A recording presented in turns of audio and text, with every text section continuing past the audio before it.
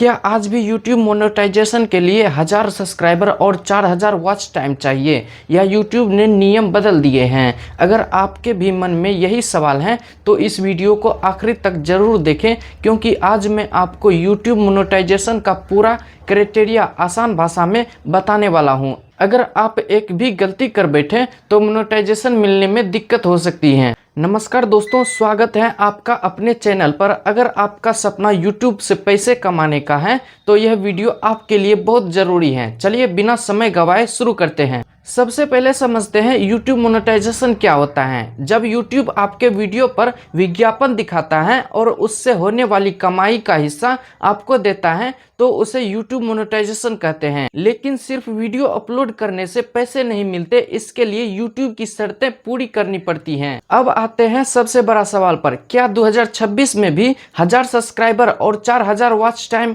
चाहिए? इसका जवाब है हाँ। अगर आप एडसेंस रेवेन्यू यानी विज्ञापनों से कमाई करना चाहते हैं तो यह अभी भी मुख्य पात्रता का एक रास्ता है। इसके अलावा एक दूसरा रास्ता भी है। अगर आपका शॉर्ट चैनल है तो 90 दिनों में करोड़ यानी 10 million valid public short views पूरे करके भी एडसेंस रेवेन्यू की पात्रता हासिल की जा सकती है। यानी अब दो रास्ते हैं, पहला 1000 subscriber plus 4000 public watch time, दूसरा रास्ता 1000 subscriber plus 10 million valid public short views 90 दिनों में। अब बहुत लोग 500 सब्सक्राइबर वाला नियम सुनकर कंफ्यूज हो जाते हैं। असल में कुछ देशों में YouTube ने शुरुआती पार्टनर प्रोग्राम का विकल्प दिया है। इसमें 500 सब्सक्राइबर और कुछ दूसरी शर्तें पूरी करने पर आपको फन फील्डिंग जैसे कुछ फीचर मिल सकते हैं। लेकिन इसका मतलब यह नहीं है कि आपको एड्स से कमाई शुरू हो जाएगी। एड्स रेवेन्यू के लिए ऊपर बताए गए मुख्य क्राइटेरिया पूरे करने होते हैं। अब मान लीजिए आपने सभी नंबर पूरे कर लिए,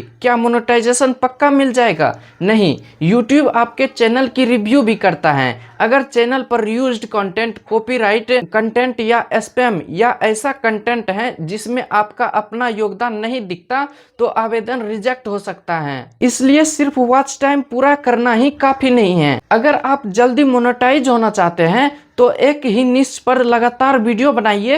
अपने वीडियो में खुद का रिसर्च और वैल्यू जोड़िए, आकर्षण थंबनेल और टाइटल बनाइए, नियमित रूप से वीडियो अपलोड कीजिए, किसी का कंटेंट कॉपी मत कीजिए। तो दोस्तों, अब आपको समझ आ गया होगा कि 2026 में YouTube मोनेटाइजेशन का सही क्राइटेरिया क्या है। अगर यह वीडियो आपके लिए उपयोगी रही हो तो इसे लाइक करें, चैनल को सब्सक्राइब करें और ऐसे ही YouTube टिप्स के लिए हमारे चैनल को सब्सक्राइब जरूर करें। धन्यवाद, मिलते हैं अगली वीडियो में।